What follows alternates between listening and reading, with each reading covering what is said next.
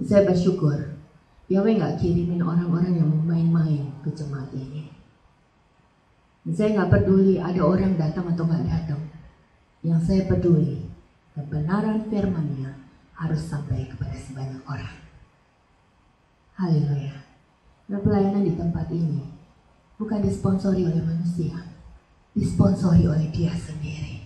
Yahwehku yang luar biasa, yang sanggup membuka pintu-pintu keran-keran yang Dia mau buka untuk memberkati pelayanan di tempat ini.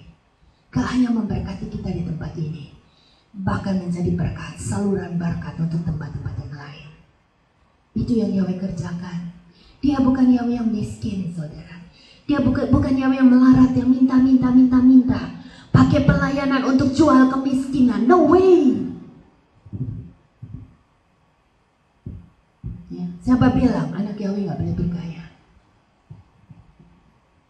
Saudara lihat Salomo dengan segala kemegahannya. Yahweh berkata, bunga bakung di padang itu jauh lebih indah didandani oleh Yahweh daripada Salomo. Jadi kalau saudara bersungguh-sungguh melayani hanya karena saudara ingin diberkati hidupnya, kasihan saudara, kasihan. Kita mesti minta Roh Kudus memulihkan cara pemandangan kita, cara pemahaman kita akan Dia. Layani Yahweh tanpa motivasi, kecuali hanya ingin menjadi lebih taat kepada Dia. Itu bagian kita.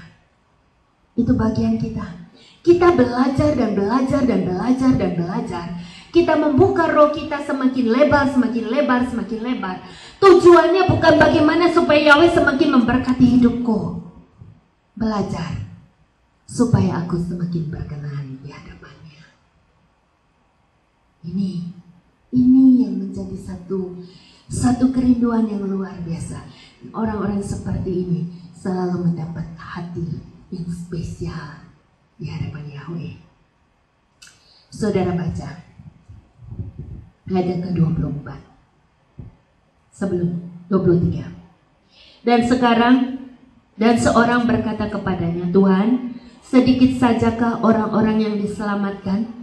Dan Dia berkata kepada mereka, berjuanglah untuk masuk melalui pintu yang sempit, sebab aku berkata kepadamu, banyak orang akan berusaha masuk dan mereka tidak akan berhasil. Saudara bersyukur, ya, bersyukur. Jangan bangga dulu. Kalau saudara ada di tengah komunitas yang wah rame, banyak pengikutnya.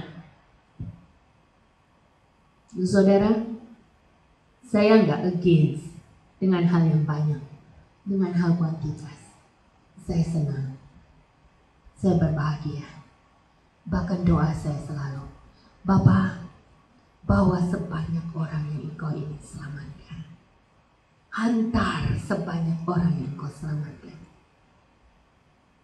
Tapi kitab suci sudah mencatat, ketika Yesua berkata, ketika Yesua melakukan hal-hal yang enak bagi daging manusia, akan banyak orang datang kepadanya.